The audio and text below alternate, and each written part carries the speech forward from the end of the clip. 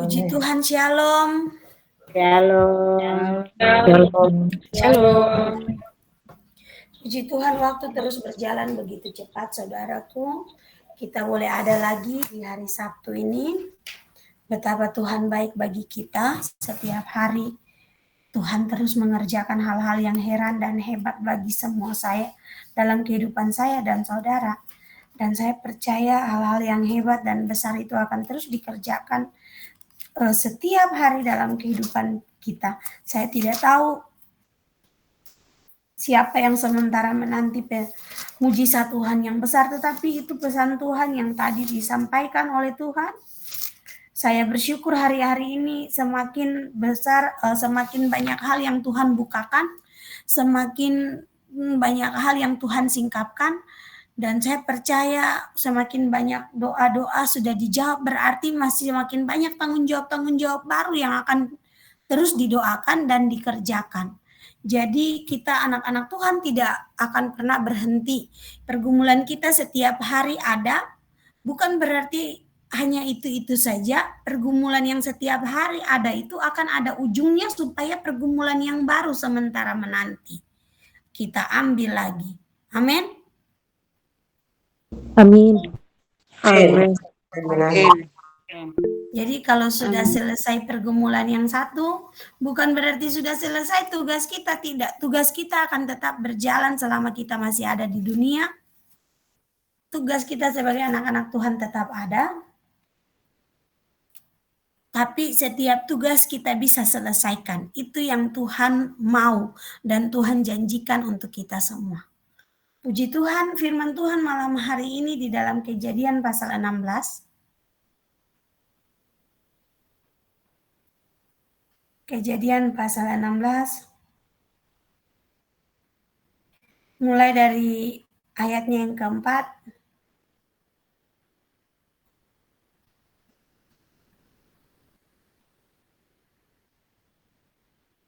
Sampai dengan ayatnya yang ke-10.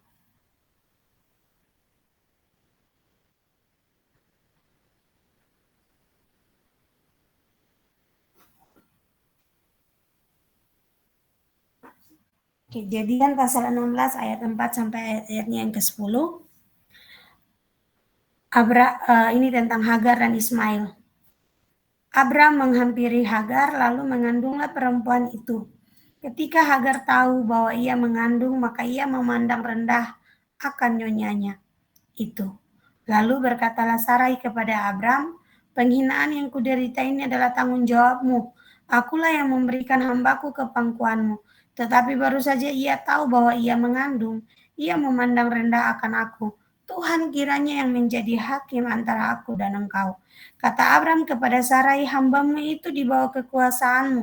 Perbuatlah kepadanya apa yang kau pandang baik. Lalu Sarai menindas Hagar sehingga ia lari meninggalkannya.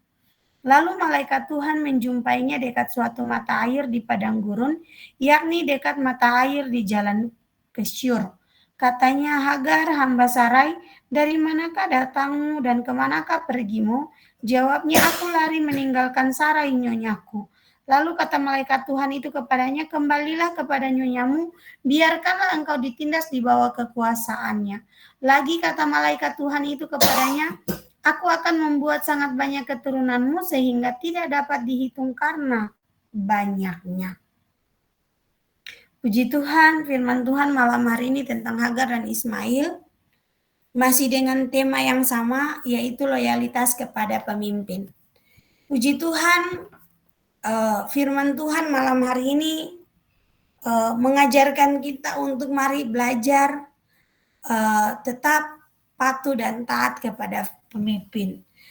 Kita lihat di dalam firman malam hari ini, kisah Hagar dan Ismail ini berawal ketika Sarai menanti untuk mempunyai keturunan, dan dalam penantian itu dia memberikan Hagar untuk Abraham supaya bagaimana Hagar bisa memperoleh seorang anak dan Sarah bisa mendapatkan anak itu dari Hagar yang dia berikan kepada Abraham. Puji Tuhan, singkat cerita ketika Abraham mulai menghampiri Hagar, Hagar lalu mulai mengandung. Ketika Hagar mengetahui dia mengandung, ternyata dia mulai menganggap remeh nyonyanya. Dia menganggap remeh Sarah.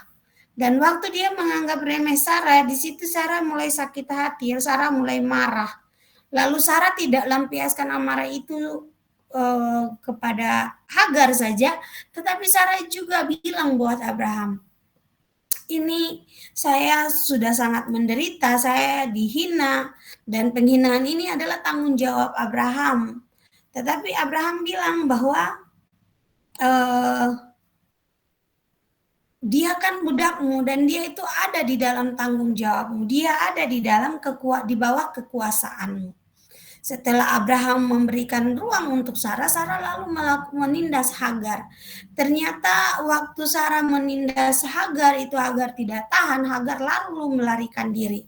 Firman Tuhan katakan waktu dia melarikan diri, ternyata malaikat Tuhan menjumpai dia di sana dan malaikat Tuhan bertanya buat dia, dari mana datang, lalu mau pergi kemana? Dia bilang, saya kabur dari nyonya saya. Tapi malaikat Tuhan bilang buat dia, pulang, biarkan saja nyonyamu tindas engkau. Biarkan saja engkau ditindas sama nyonyamu. Ingat, anak yang kau mengandung itu adalah anak yang akan punya satu bangsa yang besar.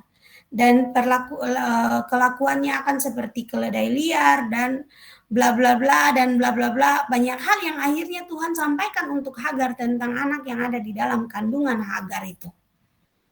Akhirnya Hagar kembali dan Hagar kembali kepada Sarah dan akhirnya Hagar mulai menerima setiap perlakuan Sarah kepada dia. Nah, ada beberapa poin yang Tuhan bukakan yang Tuhan mau saya sampaikan malam hari ini. Poin yang pertama yaitu bicara tentang orang pilihan. Abraham dan Sarah adalah orang pilihan. Kita adalah anak-anak Abraham dan Sarah. Kita adalah anak-anak perjanjian itu. Dalam arti, kita adalah orang-orang yang percaya kepada Tuhan Yesus, yang selalu disampaikan oleh banyak hamba Tuhan bahwa kita adalah Israel cangkokan. Berarti janji Tuhan kepada Abraham dan Sarah, perbuatan-perbuatan Tuhan yang besar kepada Abraham dan Sarah, itu pun pantas untuk kita nikmati. Saya sangat percaya diri mengatakan ini, karena status kita adalah sebagai orang-orang pilihan Tuhan. Tinggal bagaimana kita belajar dari Abraham dan Sarah. Sebagai orang-orang pilihan Tuhan, kita merespon panggilan Tuhan. Kita merespon apa yang Tuhan mau kerjakan dalam hidup kita dengan cara yang benar, berjalan dalam iman, taat melakukan apa yang Tuhan mau, terus berpegang kepada janji Tuhan, dan mau terus melakukan segala sesuatu untuk Tuhan. Jadi Abraham dan Sarah ini adalah orang-orang yang Tuhan pilih untuk nantinya menjadi Bapa segala bangsa, Ibu segala bangsa. Karena modal ketaatan, modal kesetiaan buat Tuhan. Itu poin pertama. Ingat, kita adalah orang-orang pilihan Tuhan. Poin yang kedua, orang-orang pilihan Tuhan, Tuhan tidak suka direndahkan. Tuhan tidak mau orang-orang pilihan Tuhan direndahkan. Waktu Hagar mengalami sesuatu yang luar biasa, yang ingin dialami oleh Sarah, Hagar mulai menganggap rendah, memandang rendah Sarah. Waktu Hagar mulai memandang rendah Sarah, di situ Sarah mulai merasa tertindas. Sarah mulai merasa terhina. Sarah mulai merasa, aduh, kok saya yang angkat kamu, saya yang bawa kamu ke suami saya supaya kamu hamil. Tapi setelah kamu hamil, kamu dapat sesuatu. Kok kamu jadi anggap remeh saya, kamu pandang rendah saya. Ini sesuatu yang tidak bagus. Nah, dalam kehidupan kekristenan kita, Tuhan juga sebenarnya marah.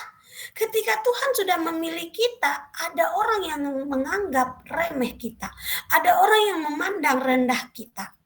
Sama hal yang sama, Tuhan tidak mau.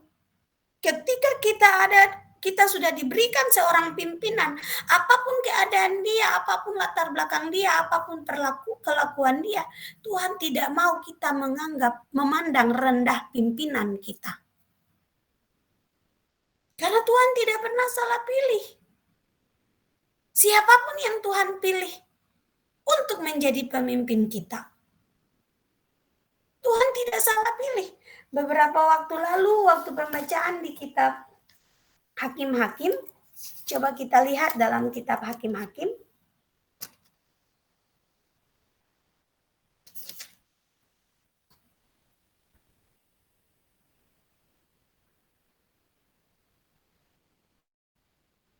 Hakim pasal 3 ayatnya yang kedua. Minta tolong satu orang baca Hakim-Hakim pasal 3 ayatnya yang kedua. Ayat 1 dan 2. Hakim-Hakim pasal 3 ayat 1 dan 2. Demikianlah firman Tuhan, bangsa-bangsa asli yang dibiarkan tinggal di Kanaan. Inilah bangsa-bangsa yang dibiarkan Tuhan tinggal untuk mencobai orang Israel itu dengan perantaraan mereka, yakni semua orang Israel yang tidak mengenal perang Kanaan. Maksudnya hanyalah supaya keturunan-keturunan orang Israel yang tidak mengenal perang yang sudah dilatih berperang oleh Tuhan. Amin. Amin. Waktu sesudah Yosua mati, lalu bangsa Israel mulai hidup. Perjalanan kehidupan bangsa Israel mulai hidup seperti biasa. Akhirnya sampai kepada satu generasi yang hanya mendengarkan cerita, tetapi tidak mengalami. Di situ Tuhan tidak lepas tangan. Tuhan pun mulai pimpin bangsa Israel. Di tengah-tengah ketidakadanya pemimpin mereka, mulai ketidakadanya pemimpin mereka di tengah-tengah mereka, Tuhan tidak membiarkan mereka sendiri. Tuhan tetap memimpin, tapi cara Tuhan pimpin itu beda. Tuhan biarkan bangsa-bangsa asli yang ada di tengah-tengah bangsa Israel itu untuk mencobai bangsa Israel. Tujuan Tuhan apa? Melatih bangsa Israel berperang.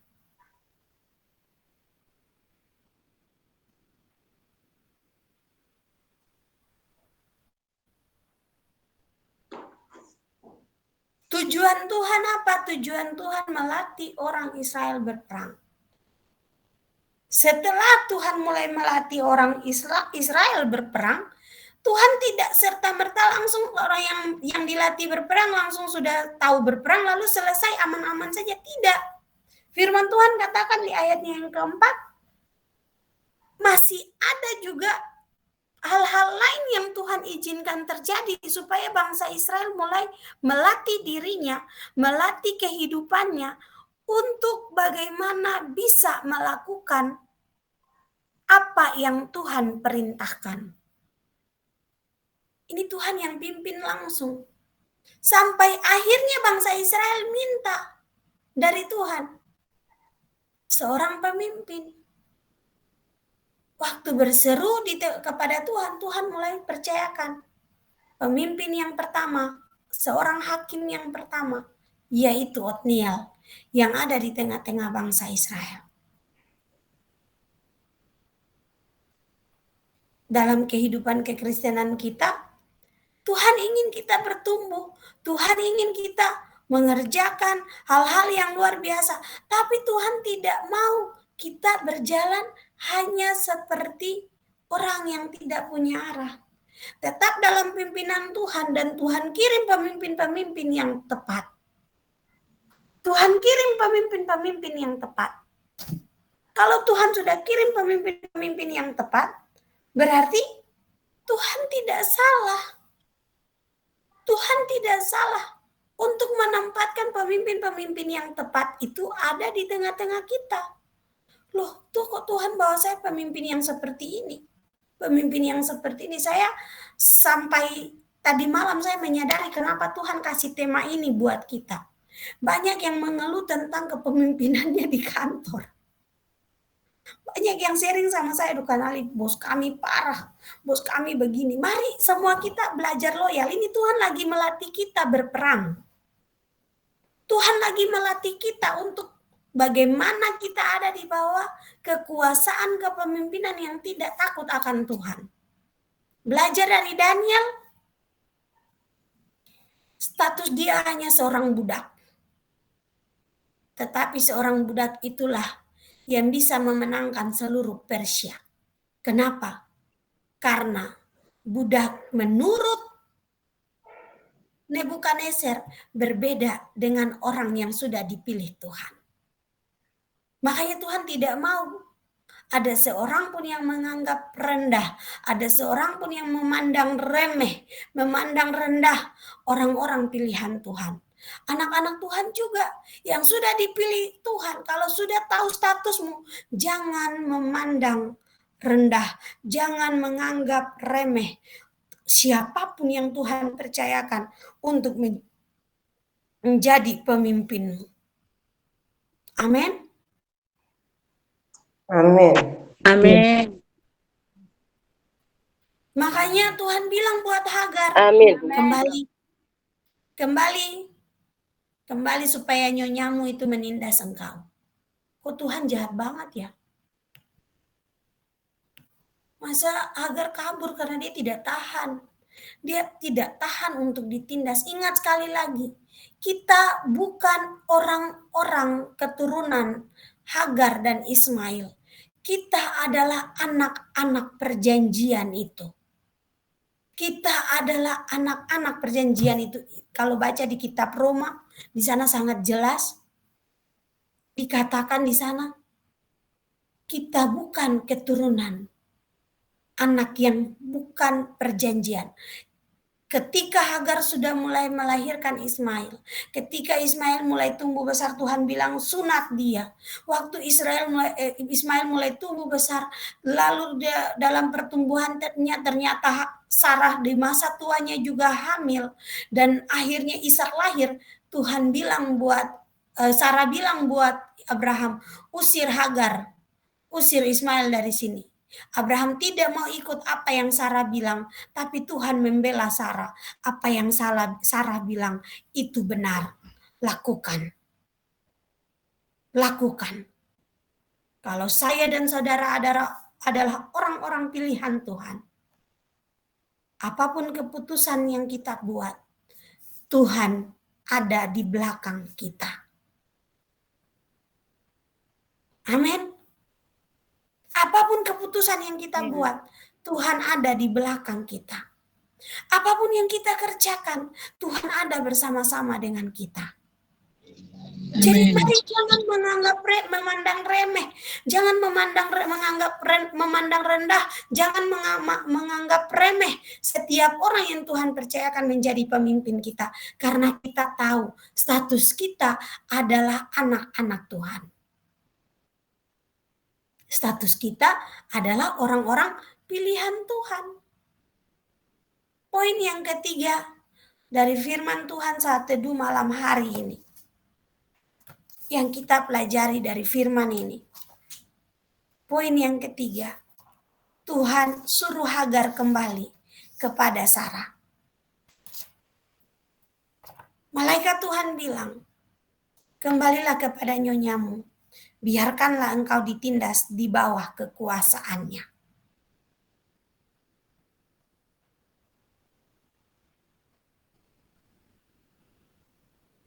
Ini bicara tentang ketika Tuhan memberikan kita kekuasaan, ketika Tuhan mempercayakan kita menjadi pemimpin, ketika Tuhan sudah memilih kita, tidak ada seorang pun yang bisa mengangkat wajahnya, mengangkat tangannya untuk melawan kita. Karena ketika mereka memandang kita, melawan kita, mengangkat tangannya melawan kita, dia tidak melawan kita, tetapi dia melawan Allah. Semalam saya bersyukur sama Tuhan. Saya pulang dari acara kantor, kegiatan kantor, sampai di rumah saya bersyukur. Saya nangis sama Tuhan. Begitu banyak beban-beban doa sudah terselesaikan. Begitu banyak pergumulan dijawab Tuhan. Dalam perjalanan pergumulan, tiba-tiba beberapa pergumulan Tuhan bilang, hari ini kamu tidak boleh doakan ini lagi. Saya nangis sama Tuhan. Kenapa Tuhan? Banyak sudah Tuhan jawab. Tapi beberapa poin-poin doa ini Tuhan bilang tidak boleh didoakan lagi. Dan semalam puji Tuhan akhirnya Tuhan jawab. Dia memandang rendah hamba-Ku. Dia menganggap remeh anakku. Dan kalaupun pada akhirnya dia ada di sini, dia tidak akan menindas kalian. Tetapi kalaupun dia menindas kalian, tanganku akan kuancungkan kepadanya. Warning begitu besar Tuhan berikan buat saya. Warning begitu besar Tuhan berikan buat saya.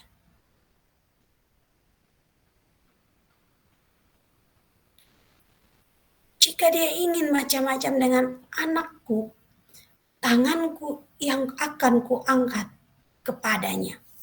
Saya terdiam dan saya bilang sama Tuhan, siap Tuhan.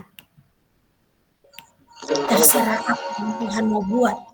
Terserah apa yang Tuhan mau kerjakan. Ajar kami Tuhan, supaya kami tetap indah di bawah kaki Tuhan. Kami tetap setia kepada Tuhan. Kami tetap mengerjakan apa yang Tuhan ajarkan kepada kami. Begitu kuat berapa hari Tuhan ingatkan saya beberapa pokok doa yang harus saya hapus dan tidak boleh lagi saya doakan. Saya bilang sama Tuhan terima kasih. Ternyata setelah saya hapus beberapa pokok doa itu, pokok doa yang lain datang lagi. Ini yang harus didoakan, ini yang harus didoakan. Saya senyum-senyum sama Tuhan. Tuhan, puji Tuhan, sudah 35 hari ada di dalam pergumulan. Perjalanan 35 hari ada dalam pergumulan. Banyak mujizat yang terjadi. Banyak hal-hal dahsyat yang Tuhan kerjakan. Bahkan Tuhan semakin mempertajam pendengaran. Tuhan semakin menunjukkan apa yang harus dikerjakan di depan sana. Semuanya itu seperti nyata dalam hidup saya. Dan saya bersyukur saudara. Ketika disingkapkan Tuhan, rahasia-rahasia hal-hal yang besar, hal-hal yang baru. Itu berarti Tuhan yang memimpin. Itu bukti nyata. Setiap langkah ada dalam pimpinan Tuhan. Saya lupa siapa yang hubungi saya dan bilang, Kan Ali, saya bersyukur Tuhan bawa saya ada di Mutiara Kasih Karunia. Banyak hal, hampir setiap malam, apa yang saya tanyakan dijawab Tuhan melalui saat teduh. Apa yang setiap saat saya bilang sama Tuhan, Tuhan begini, bagaimana? Dijawab Tuhan melalui saat teduh. Entah melalui firman, entah melalui kesaksian. Saya sangat diberkati. Makanya beberapa orang yang hubungi saya, nah kami rindu memberkati pelayananmu. Saya bilang sama beberapa orang itu, saya bukan tidak mau uang, bukan tidak mau engkau memberkati saya, tapi saya mau engkau tetapkan hati. Kalau memang betul-betul Tuhan menggerakkanmu untuk memberkati saya, tetapkan hati, kuatkan hati. Karena saya sudah lihat setiap orang yang memberkati pelayanan ini, uangnya sudah sampai di pelayanan ini. Tidak berapa lama Tuhan akan membersihkan orang itu. Dia juga akan masuk dalam pelayanan ini. Pertanyaannya, tidak semua orang yang mampu menyadari bahwa kehidupannya dibersihkan oleh Tuhan. Dan tidak semua orang siap ketika hidupnya sudah mulai dibersihkan oleh Tuhan. Saya bilang buat beberapa orang begitu, mereka langsung diam. Begitu ya Nalia? Iya, Karena pelayanan ini bukan punya saya, ini benar-benar pekerjaan yang Tuhan kerjakan, yang saya sampai hari ini juga masih terkagum-kagum. Setiap hari ada saja hal-hal baru yang Tuhan kerjakan. Beberapa orang pengusaha mulai hubungi saya, Nali kami mau memberkati pelayanan. Saya bilang, wah puji Tuhan nih. Tapi doa dulu ya, siapkan hatimu. Loh, orang mau memberkati pelayanan kok disuruh doa, bagaimana Nali? Ya iya, ini bukan pelayanan asal yang dimana kamu datang, kamu kasih uangmu, lalu setelah itu kamu pergi. Tidak. Di sini pelayanan dimana Tuhan bukan mau uangmu, tapi Tuhan mau orangnya. Tuhan mau menjamah orangnya. Mereka bilang, ya sudah tidak apa-apa Nali.